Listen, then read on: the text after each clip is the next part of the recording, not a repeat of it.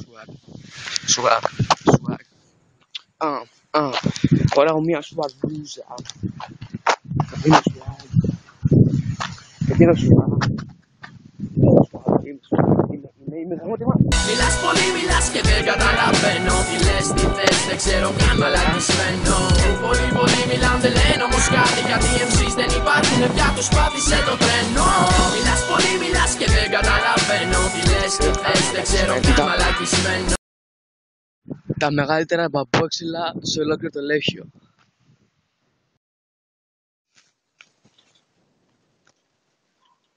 Fuck.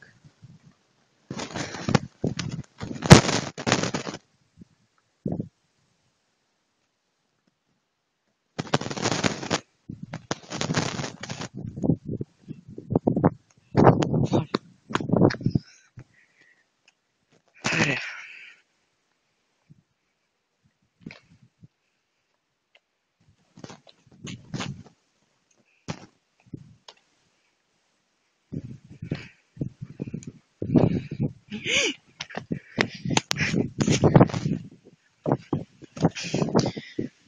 Ευθεία μπροστά μου είναι ένας σκάος που παρακολουθεί. Πρέπει να μην κάνουμε απότομες κινήσεις.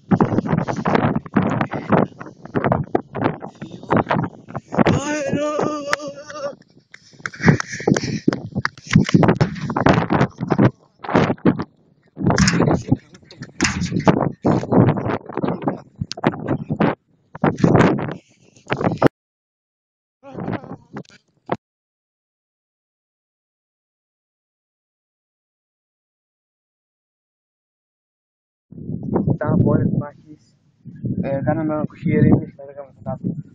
Είμαστε πλέον κολλητάκια. Εδώ πέρα ένας φίλος μας έκανε ένα ίσιο drift. Ίσιο drift. Λοιπόν παιδιά, αυτά για σήμερα. Για σήμερα, ναι. Δεν ξέρω πότε θα ξανακάνω lazy vlog. Αλλά η voice μου θα είναι καλύτερα από αυτό. Θα είναι πιο δυνατά η φωνή μου.